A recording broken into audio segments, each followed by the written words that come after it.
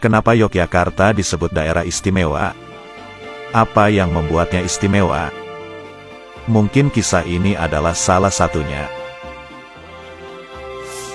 Sekilas sejarah-sejarah menarik di Jogja episode 18.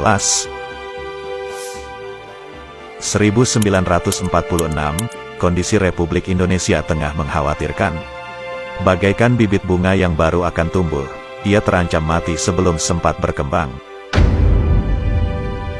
Keadaan perekonomian sangat buruk, kas negara kosong, pertanian dan industri rusak berat akibat perang.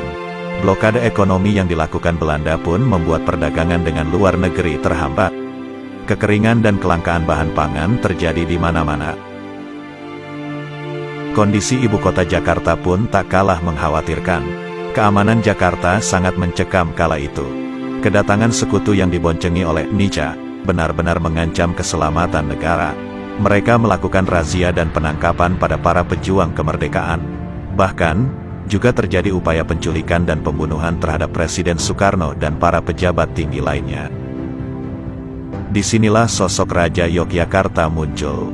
Beliau, Sri Sultan Hamengkubuwono ke-9 dan Pakualam VIII mengirimkan sebuah surat kepada pemerintah pusat, berupa tawaran untuk memindahkan ibu kota sementara ke Yogyakarta. Singkat cerita, tawaran itu disetujui oleh Presiden Soekarno. Pada tanggal 3 sampai tanggal 4 Januari tahun 1946 terjadilah perpindahan ibu kota Indonesia secara diam-diam. Presiden Soekarno beserta rombongan menyelinap dalam sebuah kereta api buatan Jerman yang dijalankan tanpa menyalakan lampu, sampai akhirnya tiba di Yogyakarta pada tanggal 4 Januari tahun 1946. Suasana Yogyakarta pasca perpindahan itu cukup tentram, hingga akhirnya datanglah pasukan Belanda melancarkan agresi militer 2 pada tanggal 19 Desember tahun 1948. Pada saat itu, seluruh pemimpin Indonesia ditangkap dan diasingkan.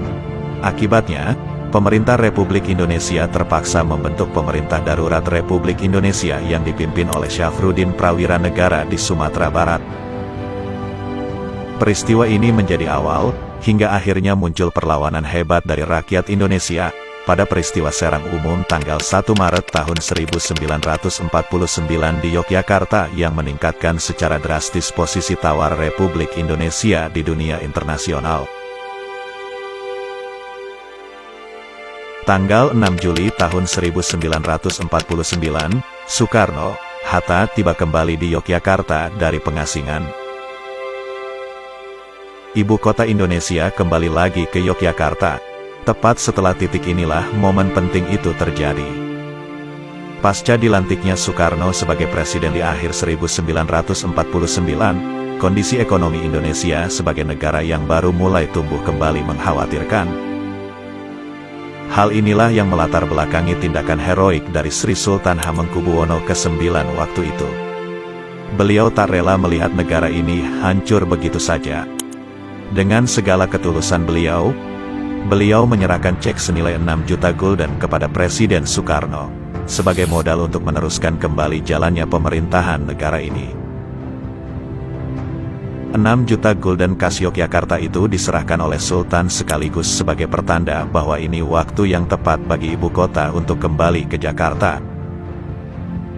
Presiden Soekarno sempat menyuruh stafnya untuk menyiapkan kwitansi sebagai tanda utang, tetapi Sri Sultan Hamengkubuwono ke-9 menolak.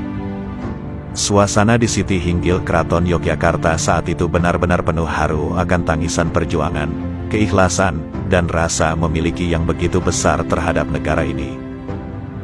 Pesan yang terus terngiang-ngiang yang diucapkan oleh beliau kala itu kepada Presiden Soekarno, Yogyakarta sudah tidak punya apa-apa lagi. Silahkan lanjutkan pemerintahan ini di Jakarta.